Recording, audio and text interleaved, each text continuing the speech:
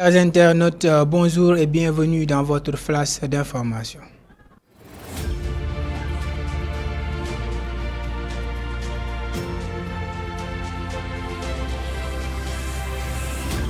Nous démarrons avec l'actualité politique présidentielle 2024. Ce que Serigne Mountakha Mbacké a dit au PDS après l'exclusion de Karim Meïssa Wade à moins de 96 heures du Magal dédié à Sokhna Mame Diarra Bousso. Le balai des hommes politiques se poursuit à Prokhane. C'est dans ce contexte que Maître Abdoulaye Wade a dépêché une forte délégation chez Serigne Mountakha Mbacké après le rejet de la candidature de Karim Wade par la Conseil constitutionnel. Le secrétaire national du PDS a renouvelé son allégance au khalife général des Mourides concernant la situation nationale du pays. Le pape du Sopi a déclaré qu'il est à l'écoute du patriarche de Darou Minam. Il va appliquer ses recommandations à la lettre d'après le porte-parole de la délégation libérale. Ce que Serigne Mountakha a dit à la délégation du PDS dans sa réponse, Serigne Mountakha Mbacké a réitéré qu'il est exclusivement au service de Khadim Rassoul. Le khalife a fait de beaux témoignages sur Maître Abdoulaye Wade avant d'adresser ses salutations à Karim Meïssa Wade.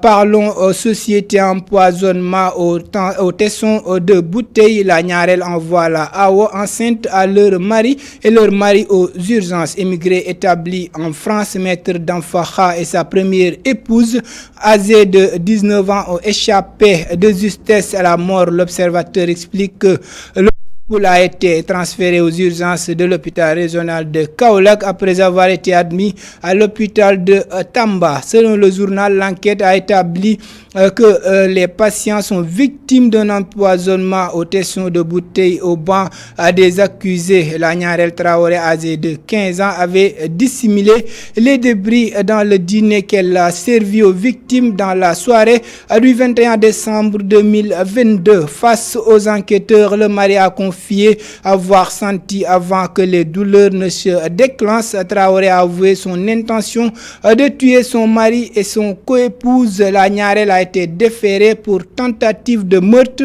et administration de substances nuisibles. L'actualité sportive, souvenir de CAN 2022, bagarre des Lions dans une boîte mystique, les anecdotes du journaliste de Cheikh Tidiane Gomis.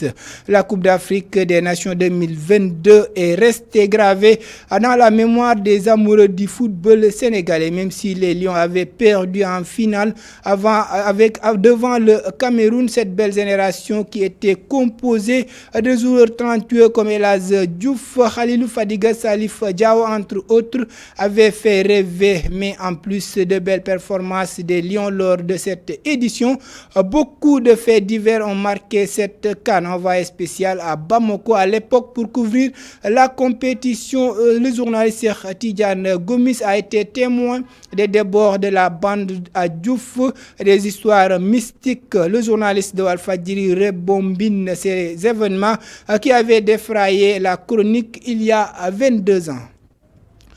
Nous terminons avec l'actualité internationale. Dans une communiqué en date du 18 janvier dernier, le gouvernement angolais a vivement protesté contre la mise en danger d'un de ses diplomates au Gabon. Selon Luanda, des hommes armés dont certains portaient l'uniforme de forces armées gabonaises ont arbitrairement envahi la résidence officielle du président CEAC le 17 janvier 2024.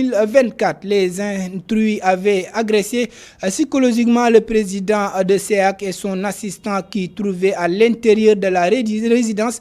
Pour le ministre des Affaires étrangères angolais, Luanda exprime donc son profond mécontentement face à cette situation. Chers internautes, c'était tout pour votre flash d'information.